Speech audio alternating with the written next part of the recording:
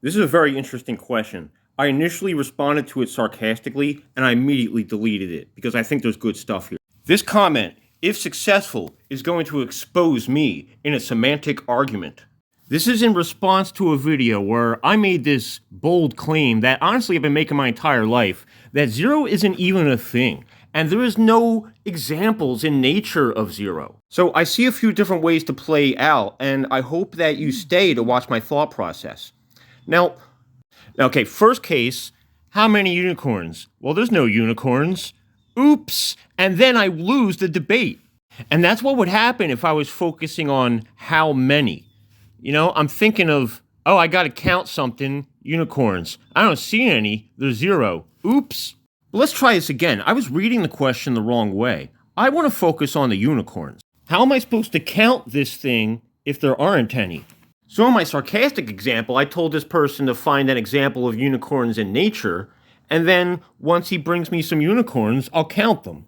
Now that approach, granted, is not fair. It's actually kind of manipulative because, you know, if they were to listen to me, I'm sending them on an impossible task, and it's just the clock is eventually going to run out and we're both dead. And then in the meantime, I don't have to worry about that question. I can just continue telling jokes on TikTok. Scenario 3, Corey comes back from Candy Mountain with like 3 unicorns, and I'm like, okay, we got 3 unicorns. And like, in a way, we're both wrong. But I think TikTok would love it, and it would get a lot of shares if it went down like that. So finally, in the 4th scenario, Corey comes back and he says, haha, there are no unicorns, you lose. And that's where I get skeptical, because I'm like, bro, I don't know how far you looked, and like, what is a unicorn anyway, you know? And here comes the circular reasoning, and why this is actually a semantic argument. If we go back to my other video, I'm trying to say, if there's a quantity of 0 of something, you will be unable to count it because it's not there.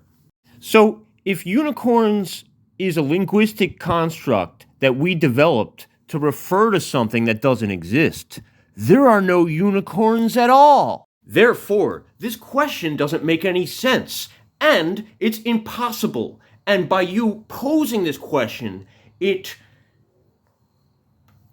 provides the possibility that you are a manipulative person who knows what they're doing and deceives people on purpose. I don't think that's the case. We're friends. This is just a lot of fun. Thank you, everybody, for hitting me with these ridiculous things.